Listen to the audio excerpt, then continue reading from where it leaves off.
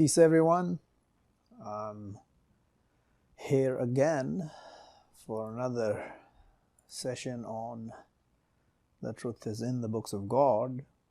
And today we'll talk a little about the pious. What does this word mean to people today, and what the books say about it, specifically the Quran, which defines fundamentally every single thing that we need to know about who is what and what is the definition of every single thing that it explains is in the Quran. There's absolutely no doubt in that.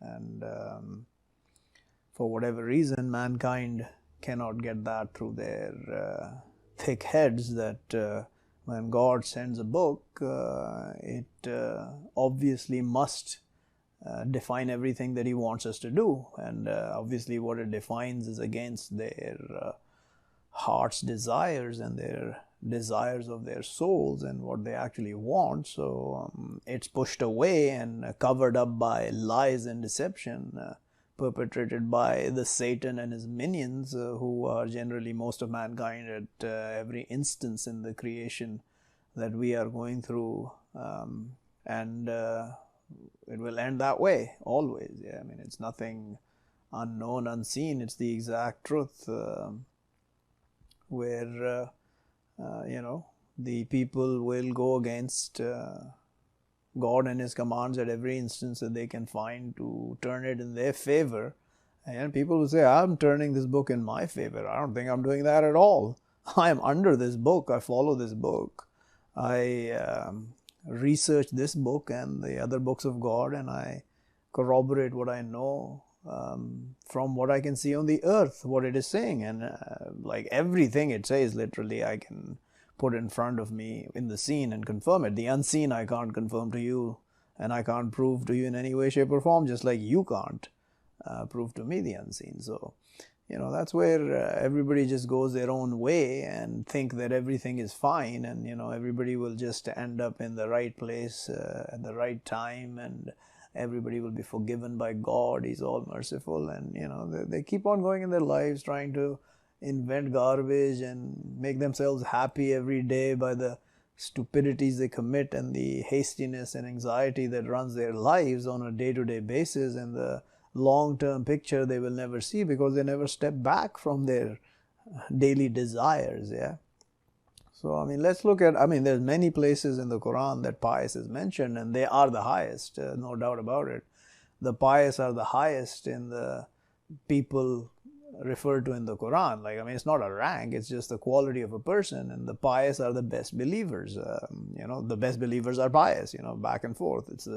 It's a relationship between those two things. If you're a believer and you get higher, you will become pious in the eyes of God. The unseen ranks that most people will never ever try and achieve, because it requires patience and perseverance and the actual understanding that there is an unseen power that is controlling everything, and there are other unseen powers that are controlling things under him, including the evil unseen powers on the earth that you could see and on the earth that you cannot see, which is invisible to us. So, these are the things people don't think about, do not contemplate, and in their lives they have so many examples of this stuff happening, and they will never turn to that understanding that the unseen is actually what is the power behind what we see and our creation. We have no power, literally. All the power all mankind has all together can be wrapped up in a few seconds if you look at the big picture around you, and it's quite obvious, but it will never happen because we don't see it happening. Yeah, but one day it will happen, and that day you will see what the power of God is when His war comes to all of us. You will see the real power of God. Your wars between yourselves are like, people playing with water guns, yeah? Literally, that's the war that you create between yourselves, and you make that look like it's such a massive amount of power you have against each other, and that you can overcome each other, so you are like gods, yeah? It's distasteful to see the people act that they do today. And it's quite frustrating at times as well. But, I don't care. I'm not here to make them believe. I'm not here to change the world. I'm here to deliver the message, which I have, absolutely, totally, clearly, and without any kind of confusion, except in the minds of those of you who have no understanding. Oh, that means all of you. Oh well, too bad for me. No, too bad for you. All right, let's look at this definition of pious in the Merriam-Webster dictionary, one of the satanic dictionaries we follow. So, marked by showing reverence for deity and devotion to divine worship. I don't know what the hell that means. Marked by conspicuous religiosity. A hypocrite, a thing, all pious words and charitable deeds. What? What does this mean? I don't know. Sacred or devotional as distinct from the profane or secular. Religious, a pious opinion. Again, there is no definition here. What does this mean? And who defines what profane is, what secular is? Who defines what religious is? Who defines what uncharitable deeds are? Who defines what worship is? Who defines what reverence is? Nobody. Showing loyal reverence for a person or thing, dutiful, really. And what does that mean exactly? What does this mean? Marked by sham or hypocrisy, really. That's the opposite of pious as far as I understand from the Quran. But yeah, okay, what does this mean? I don't know. Marked by self-conscious virtue. Ooh, what is virtuous? Have you defined virtuous? Let's go see. Deserving commendation. Oh, that's pious. Okay, great. I am salvaged. I am saved. There is salvation for me.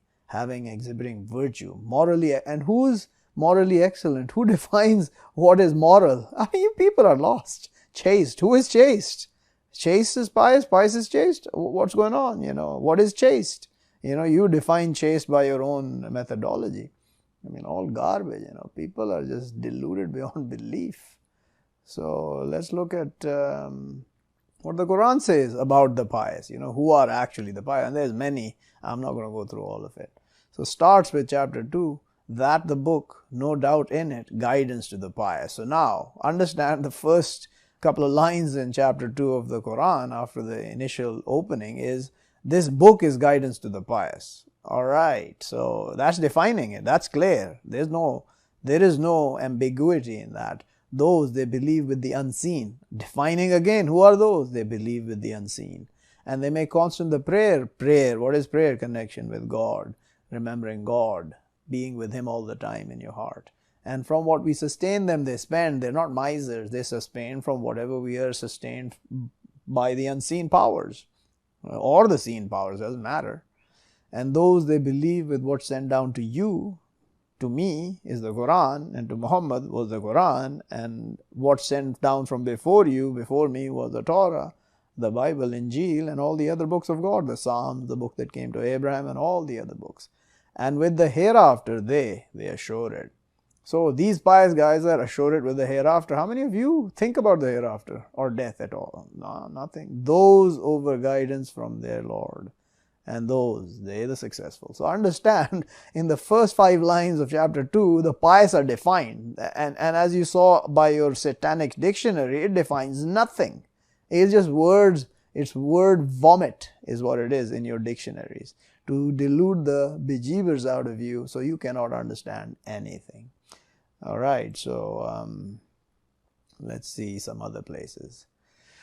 Not the benevolence that you turn your faces, direction of the setting and the rising. So this is for those fools who think they have to point in a particular direction to pray. Yeah, one line tells you, just take it easy. But surely the benevolent, one who believes with God and the day, the later, and the angels, and the book, and the prophets, and brings the wealth over his love with the closeness, and the orphans, and the poor, and on the path, and the askers, and in the captivity, and makes constant the prayer, and brings the purity. So now understand these statements. This is who are benevolent, yeah?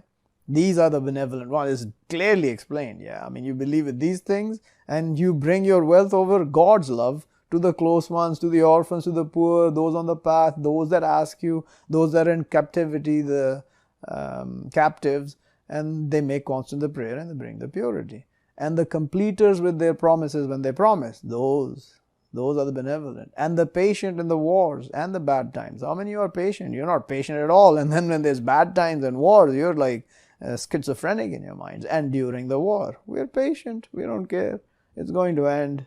I mean, it's all going to end. Those, they truthful, and those, they the pious. So understand, what's difficult to understand here on the definition of pious as opposed to the garbage that's written in your dictionaries and what you invent by your thoughts and desires. So, written over you when presents one of you the death, if you leave good the ordainment to the two parents and the close ones with the goodness, truth over the pious. So the pious will do this. They will leave a will. You know, how many of us even think of death, let alone leaving a will, yeah? All right, let's look at some other stuff. And to the divorced women sustenance with the goodness, truth over the pious. So who makes sure the divorced women are sustained? And this is where you have to understand that man, in the man there's a female and the male. The female man is called a woman. The male man is called a man. There are only two genders. This transgender garbage is all BS. There's a man and a woman. God created male and female. That's it. The rest is all concoction of Satan and your own desires and thoughts and the garbage that you've created. So the man is supposed to sustain the divorced woman.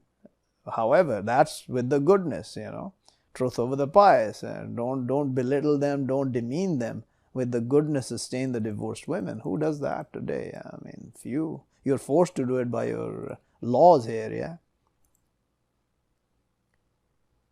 So here's the story of the two sons of Adam, one who killed the other, and read over them news of sons of Adam with the truth. So God is commanding the Spirit, and the Spirit tells us, behold, both made closeness, but accepted from one of them both, and not he accepted from the other. He said, to my surely killing you. He said, surely what he accepts, God from the pious. If you extend to me your hand to your killing me, not I with extending my hand to you, to my killing you. Surely I fear God, Lord of the knowing. Surely I want that you establish with my sins and your sins, but you be from companions of the fire, and that repaying of the wrongdoer. So now, the son of Adam who was killed told the other moron whose closeness was not accepted that only from the pious will God accept. So I've already explained what the pious are before. And these he will accept from the pious, those that believe in the unseen. He's not going to accept from every moron that pumps his chest and puffs his cheek and say, I'm giving this to God, as if you're doing him a favor, yeah. Everything belongs to God, yeah. And thus it is sad. So here God is saying to us, O sons of Adam, of what they surely come to you, messengers from you. So from us will be messengers. I'm from you. I didn't come from some other creation. I'm a man. We will come from within you. They explaining over you my signs, but one pious and right, but no fear over them, and not they grieve. And those who falsify with our signs, and they arrogant over them, they companions of the fire, they in her living. So the pious are going to be no grief and no fear over us, and the others will live in the fire. I mean, how difficult is that to understand?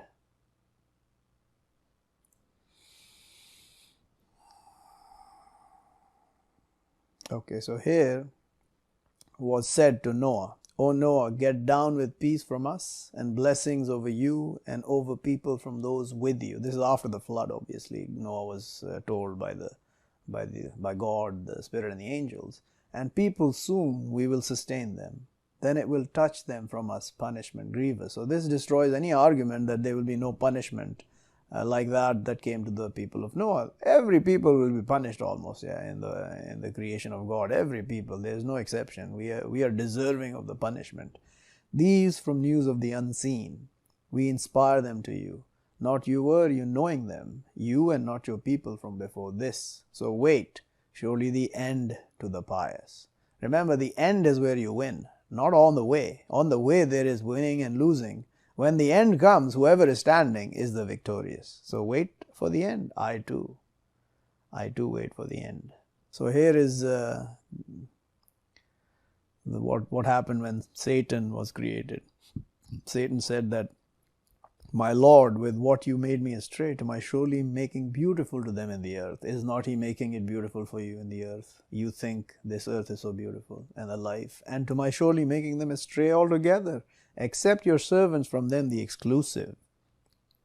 You have to be an exclusive servant of God to not have any kind of opening to the Satan. And then God said, "This a highway over me constant." So he has no power over the exclusive servants of God. "Surely my servants, not to you over them authority, except one who follows you from the astray." So now, if you are with God, he has no power over you. "And surely hell to be promised them altogether, the ones that follow Satan. To her 7 doors, to every door from them a portion divided." So every portion of the followers, there's 7 different portions which will enter hell. I mean, this is where probably the 7 cardinal sins, or the 7 sins they call them in the Christian world, and they've defined them. I don't know where they got that stuff from, but there are 7 different kinds of followers of Satan. Then there are 7 different doors to hell for all of them. "Surely the pious in gardens and springs, they entering them with peace, security, and we will take away what in their chests from grudges, brothers over chairs facing, not it touching them in them evil, and not they from them with taking out. Tell my servant, surely I the forgiver, the merciful, and surely my punishment, the punishment, the grievous." So, understand, the pious are the ones who are going to be victorious in the end. That's written all over the place. There is no two things about it. So, and will be said to those who fear and piety. Now understand, the word fear and piety in the Quran is connected. Muttaqeen is fear.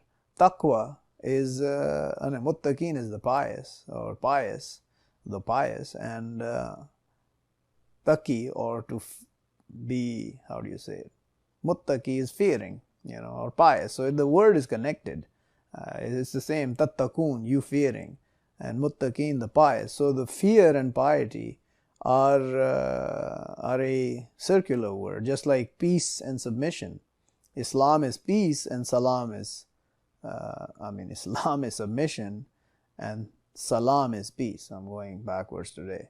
So anyway, so let's rehearse this. So tattaqoon, you fear. Man ittaqa allazina ittaqaw, those who fear are the pious. So from fear comes piety. Now understand that they will make you believe that it is all about fear mongering. God is all about, He's a fear mongerer. He controls you through fear.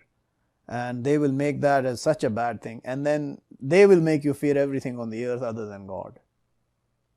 Being poor, being ugly, being fat, being thin, being long, being tall, being short, being old, being young, being, what the hell? So yes, absolutely. God controls us through fear. His fear. He tells us only fear Him. So any other moron that stands in front of me, including the Spirit and the angels and the messengers and the prophets and all of mankind and demonkind and the earth and the heavens and everything under them, in front of me, I am not allowed to fear them. I don't need to fear them. I don't need to fear hell before I fear God. So what does He tell me? If I disobey Him, if I reject Him, if I reject His messengers, if I reject the hereafter, if I reject His books and the angels, I will go to hell. That's the main fear. So I will believe with the unseen that this book says, and it requires me to do nothing that these idiots make you do on the earth in your lives, which makes you such robotic animals, and you think that it's blissful to do all of that, everything that they tell you to do and make you do. So what? Yeah, I fear God, no one else.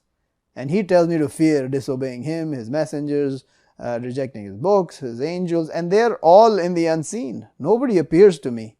The only thing that appears to me are the books. So yeah, I fear God, period. And I am absolutely in terror of God, yeah. Who are you in terror of? Can you ask yourselves and answer it with some authority in your hearts? Who are you fearing and what are you fearing exactly? So when you answer that and you tell me that, oh, it's all fear-mongering, then I'll be open to listening to your argument of what you're fearing, which is somehow better than fearing God, the Creator.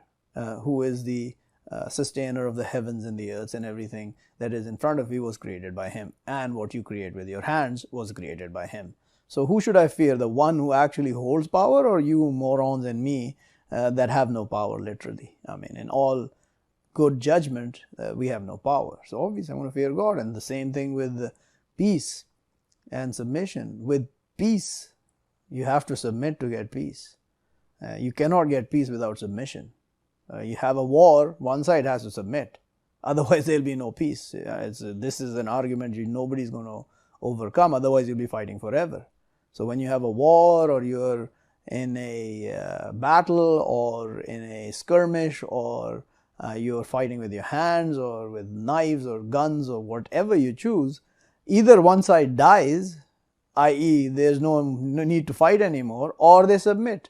And that the death only happens if you've wiped out all your enemy, which usually doesn't happen when you go into a country. Look at what's happening in Iraq and Afghanistan and Syria and Libya. What's going on is you create chaos, and the chaos continues, and then you create enemies within your enemies, so they fight each other. So you step back and you're okay, now they're taken care of, they're not going to be any threat to us. So this is what goes on. So I submit to God, I receive peace from God. I don't receive your peace. I don't give a damn about your peace. Yeah. So now, and will be said to those who fear, what sends down your Lord? They will say, good. Yeah, he sends down good, which is the books of God.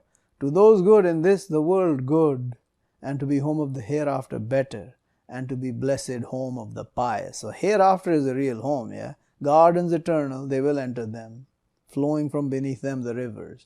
To them in them what they wish. Like that he repays God, the pious. So now understand the fact that there are gardens running from between them, the rivers. So how many gardens do you see on the earth with rivers below them? I don't think we can count them. There's so many that we cannot count them. Do not you see, surely we send the Satans over the rejectors, honoring them honor. So all your honoring between yourselves is satanic. But don't you hasten over them, surely what we count to them counted. A day we gather the pious to the Almighty a league, and we march the sinners to hell turned. Not they control the intercession, except one who takes with the Almighty a promise. And they say, takes the Almighty sons, already you bring a thing monstrous. Want the heavens, they surely fall down from it, and she split the earth and fall the mountains flat. That they call to the Almighty sons. And not it seeking to the Almighty that he takes sons. If each one in the heavens and the earth except comes to the Almighty a servant, already accounts them and adds them added. And all of them will come to him day of the standing singly. Okay, this is all written in the books, by the way. I don't need to tell you, those who have knowledge of the book.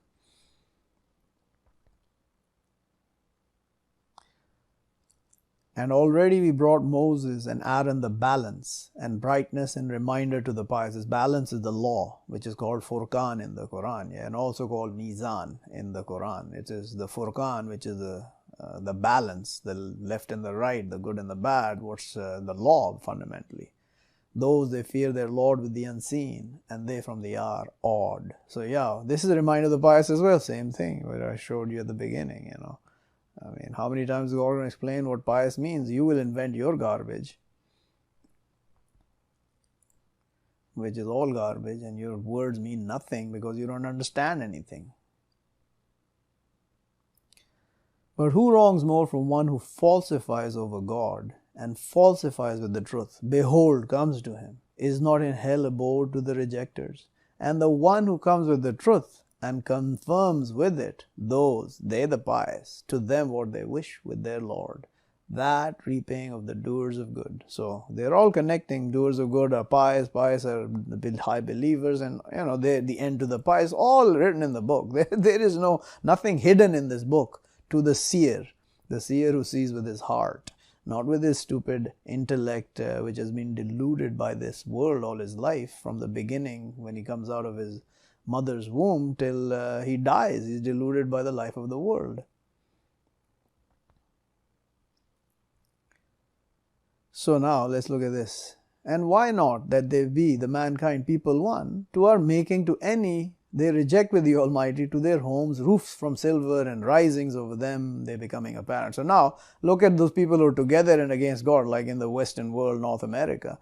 How beautiful their lands, they're all together, and they're not really together. But at least they come to the fact that, they're not going to kill each other openly, and they're not going to cause discord to a level where the normal functioning of life doesn't get destroyed. They have beautiful places to live in. This is the example of that. And to their homes, doors and chairs over them they're reclining. And beauty. And if all that, to what sustenance of the life of the world and the hereafter with your Lord, to the pious. So understand, you can get everything in the world and you'll be a rejecter, and He will make all this for you because you are people one, whatever you are, whether you're American or you're British or you're European or Russian or Chinese or Japanese or Australian or South, wherever you live. And if you become one people, we're Americans, we're going to do this, or we're Canadians, we're going to do that, He'll make all this beauty for you, But in the end, it's going to be the pious that will be the successful, The life of the world is just garbage. He's explaining this to you, but no, nobody's going to listen to this, yeah. Are they looking except the hour that she comes to them suddenly, and they perceive? That's exactly how it's going to come. You ain't going to perceive this. There's going to be no warning. No friends during that day, some of them to others enemies except the pious. The only friends that day will be the pious. I've defined who the pious are for those who have eyes in their hearts to see.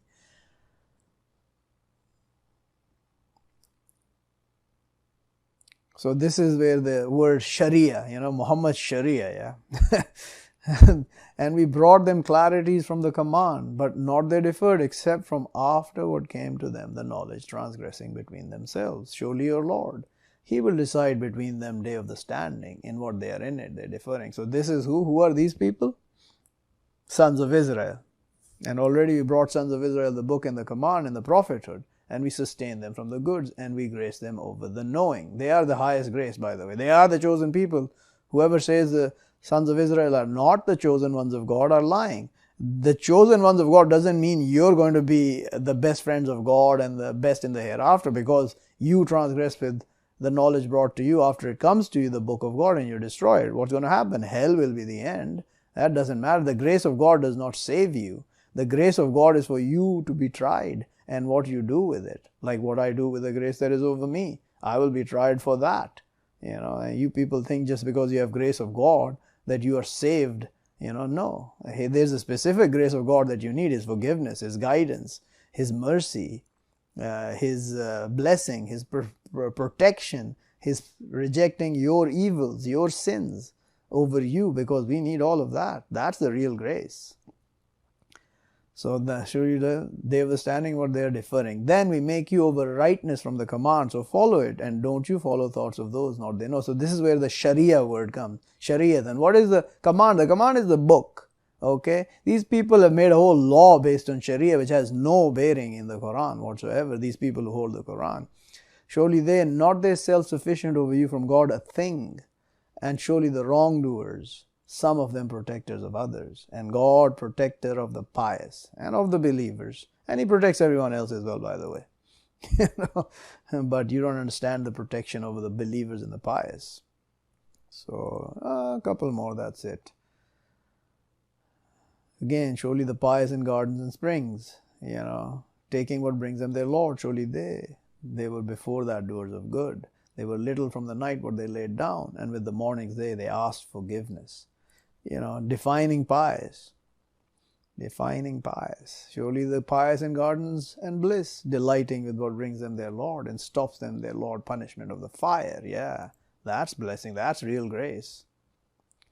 So, let's read this one. And the night when it covers, and the day when glorifies, and what creates the male and the female. Surely your strivings to be separate, but of one who gives and pious, and truthful with the goodness, but soon we will ease him to the ease, and of one miserly and self-sufficient, and falsifies with the goodness.